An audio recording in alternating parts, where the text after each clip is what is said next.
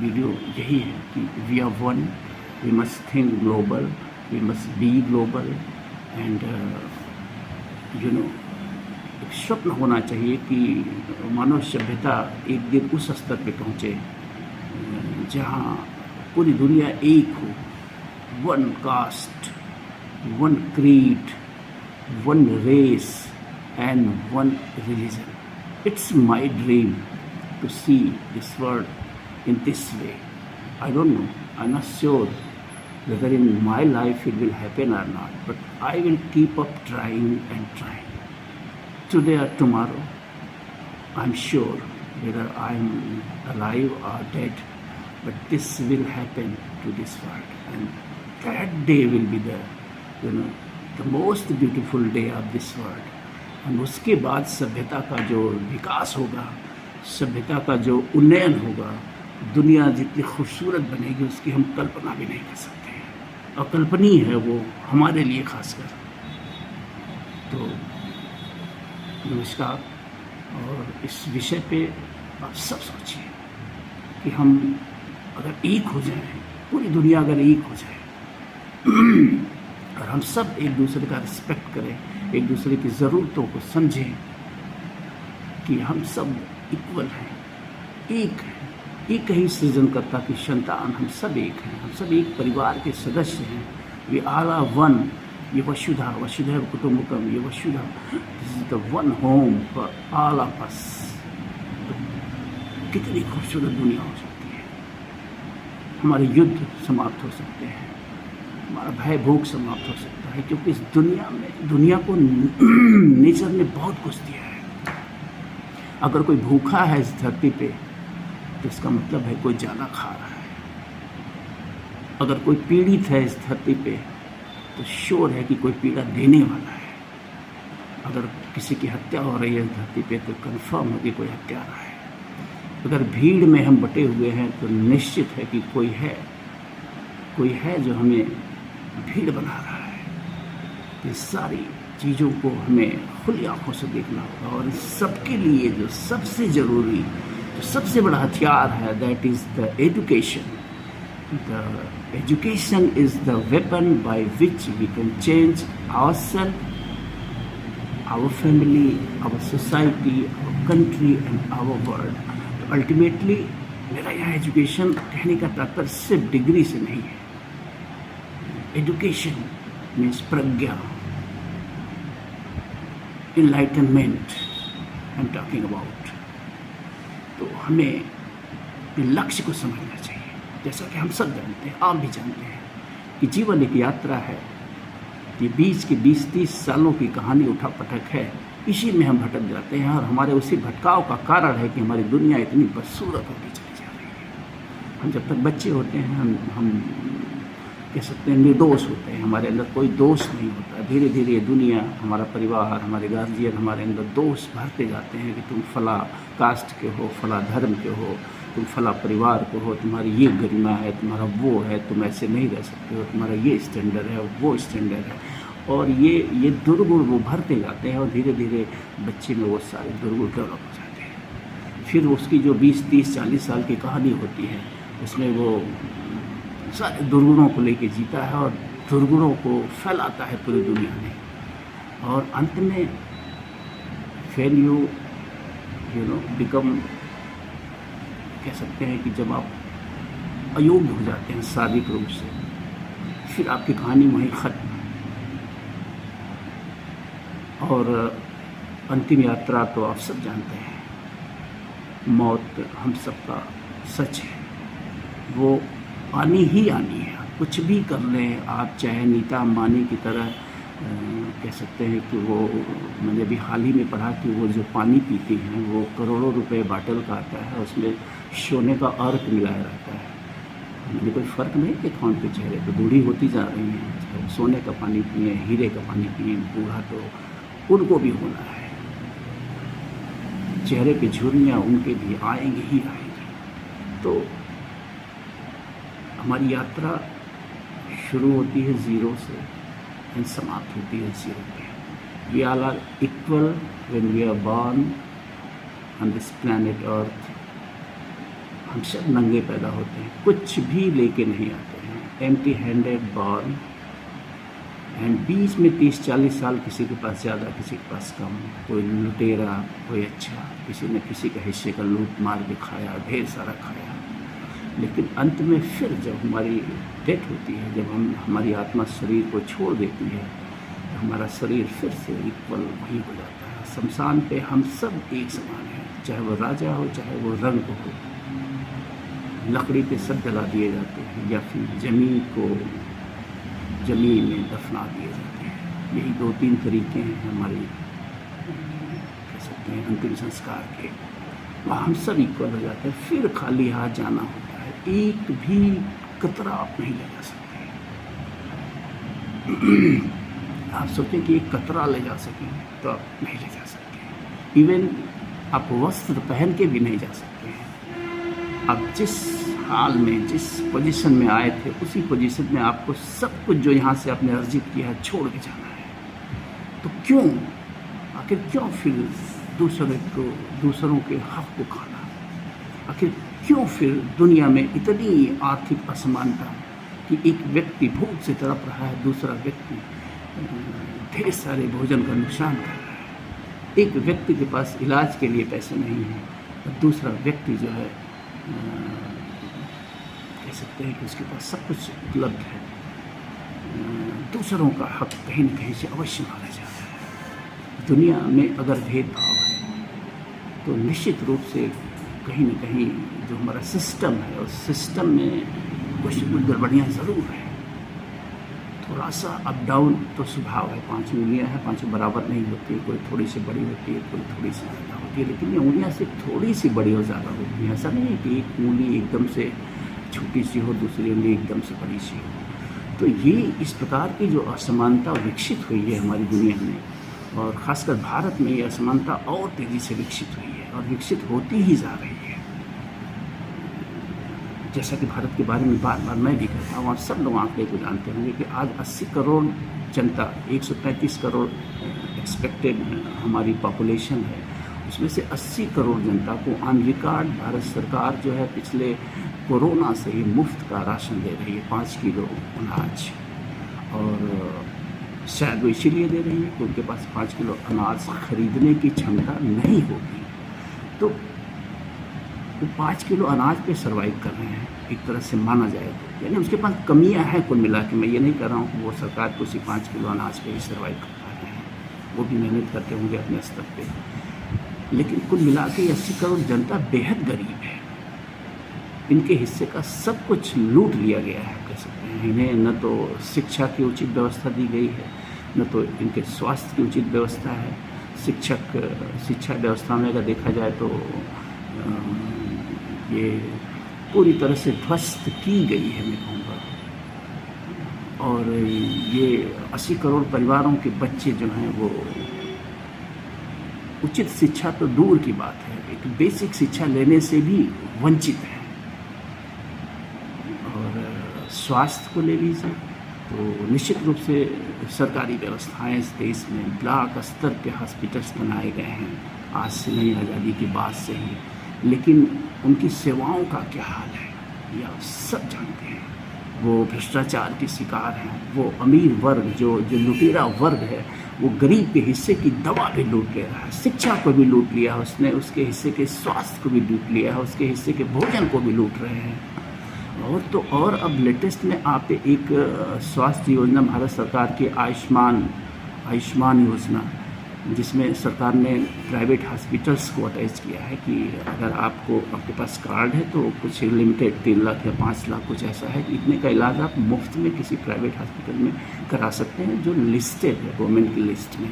लेकिन उस आयुष्मान योजना की हकीकत क्या है? एकदम लूट है। वो सारा पैसा हॉस्पिटल्स वाले लूट के खा जा रहे हैं, किसी को उचित इलाज नहीं दे रहे हैं। 10-20 5,000 का इलाज करके लाख 2-2 लाख की बिल वो बना रहे हैं और लूट रहे हैं इस पैसे को। तो क्यों लूट रहे हैं भाई? क्यों लूट रहे हैं? क्या लेके जाएंगे? भोजन के सिवा क्या खाएंगे? कपड़े के सिवा क्या पहनेंगे जब कुछ ले नहीं जा सकते, तो किस माया में पड़े हैं? क्यों गरीबों का हक खा रहे हैं? कुछ तो शर्म करिए। तो मैं इस देश के उन तमाम भ्रष्टाचारी लोग ही कहना उचित रहेगा इनके लिए, जो हर छोटी बड़ी जगह पे जहाँ कहीं भी बैठे हुए हैं, चाहे वो अधिकारी हों, चाहे वो कर्मचारी हों, चाहे वो नेता हों, राजनेता हों, सांसद हों, विधायक हों, सब अपने पदों का दुरुपयोग कर रहे हैं। एक्सेप्शनली कोई है, कुछ लोग मात्र बचे हैं, संभवतः हैं, मैं इस बात से इनकार नहीं कर रहा हूँ, वो लोग हैं समाज में, लेकिन एक्सेप्शनली कुछ लोग हैं, उनको छोड़ के ये तेज़ी से ये प्रवृत्ति बढ़ी है। पिछले 30-40 सालों में भ्रष्टाचार की प्रवृत्ति इतनी तेज़ी से बढ़ी है कि कह पाना मुश्किल है। तो कुछ तो शर्म करो बेशर्मो, क्या लेके जाओगे, कितना खाओगे, आखिर तुम मर ही जाओगे, नंगे बदन जला दिए जाओगे या मिट्टी में दफन कर दिए जाओगे। इससे अधिक कोई असर नहीं तुम्हारा होने वाला है। कोई नहीं पूछने वाला है कि तुम बेईमानी से जो बड़ी बड़ी इमारतें बनाए हो उसमें तुम पूजे जाओगे। अरे बेईमान ही कहे जाओगे, ये नोट कर लो। मरने के बाद भी बेईमान ही कहे जाओगे, और जीते जी भी तुम्हें लोग पीठ पीछे बेईमान ही कहते हैं। कभी इसका अध्ययन करके देखो। भले ही तुम्हारे सामने लोग तुमको नमस्कार करते हों अपने व्यक्तिगत फ़ायदों के लिए, लेकिन तुम्हें पीठ पीछे लोग बेईमान ही कहते हैं, और मरने के बाद सदैव तक, जब तक तुम्हारा नाम उन्हें याद रहेगा, तुम्हें बेईमान ही कहेंगे। तुम्हारे घरों की तरफ जब देखेंगे तो कहेंगे अरे वो बेईमानी से बनाया हुआ घर है। ये कभी बदल नहीं सकता, इसको नोट कर लो। मरने के बाद कोई मतलब नहीं है कि तुम्हारा पास बड़ा सा घर छोड़ के गए हो, ढेर सारी ज़मीनें छोड़ के गए हो, या तुम्हारी मूर्तियाँ चौराहों पे लगी हैं कि नहीं लगी हैं, तुम्हारा नाम किताबों में लिखा है कि नहीं लिखा है। Nothing matters to you. तुमको तो उस दूसरी दुनिया में जाके उस क्रिएटर्स जो तुम्हारा रचनाकार है उसको हिसाब देना है, वो पूछेगा। तुम्हारी दुनिया, तुम्हारा जीवन, सब कुछ बहुत छोटा सा है कंपेयर टू दैट क्रिएटर, जिस दुनिया में वो बैठा हुआ है। वहाँ हिसाब क्या दोगे,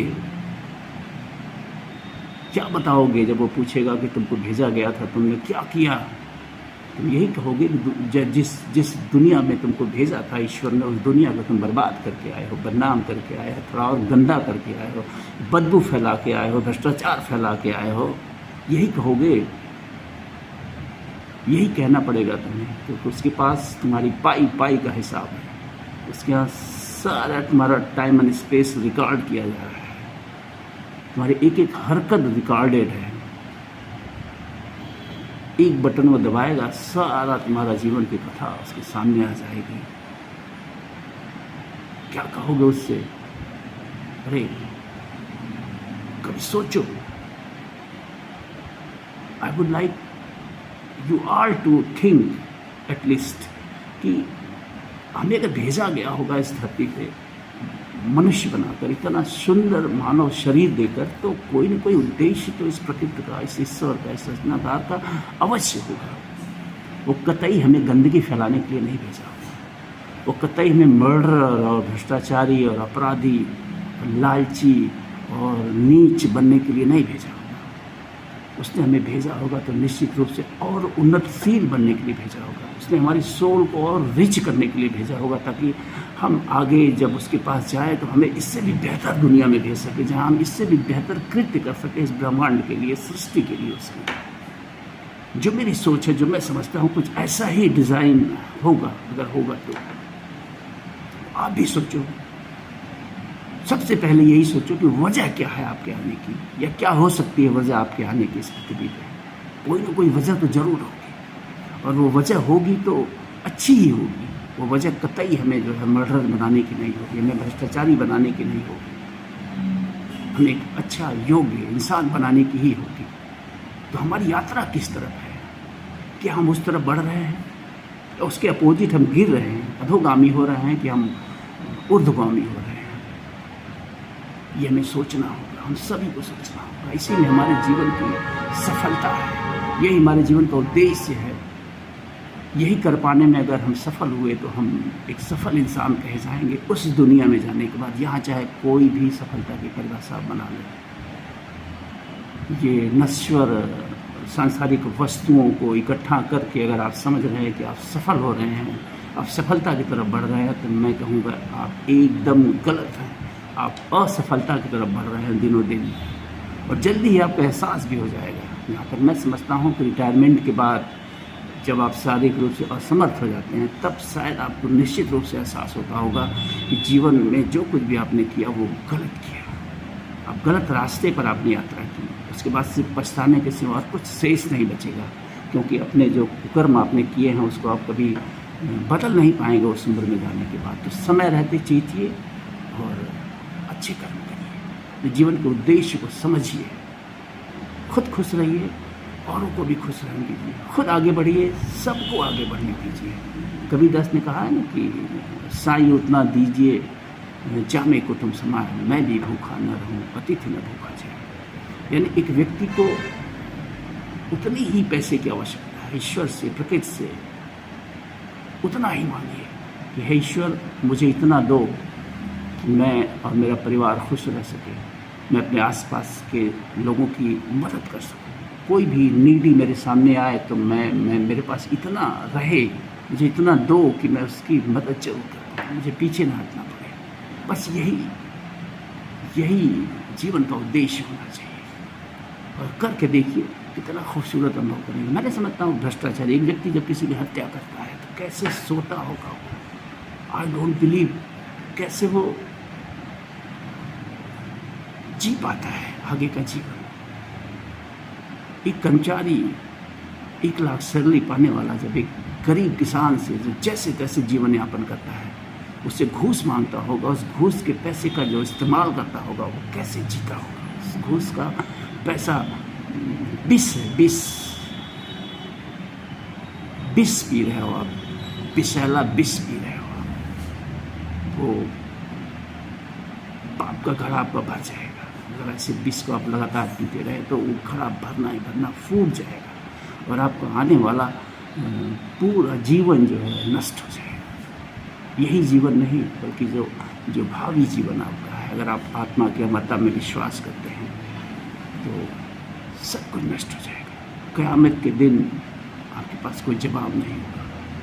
जब आप यमराज आपको ले जाएगा वहाँ भी कोई आपका कोई जवाब नहीं होगा। तो वीडियो लंबी हो रही है, आज के लिए बस इतना ही। फिर कभी मौका मिलेगा तो बातचीत किया जाएगा, संवाद किया जाएगा कि वो क्या कार्य हैं जिनको करके हम जीवन में संतुष्ट रह सकते हैं, खुश रह सकते हैं, ब्लिसफुल रह सकते हैं, खुद को सुंदर बना सकते हैं और अपने आसपास की दुनिया को सुंदर बना सकते हैं, अपनी इस दुनिया को सुंदर बना सकते हैं। तो आज के लिए बस इतना ही। धन्यवाद सुनने के लिए। मुझे जो लोग मुझे यहाँ तक सुने होंगे उनसे एक रिक्वेस्ट ज़रूर करूँगा कि मेरे इस चैनल को आप लोग सब्सक्राइब कर लें, मेरी इस पोस्ट को अगर लाइक करने लायक है तो लाइक भी करें और शेयर भी करें, ताकि और दूसरे लोग भी सुन सकें, मुझे समझने की कोशिश कर सकें मुझे। तो धन्यवाद, नमस्कार।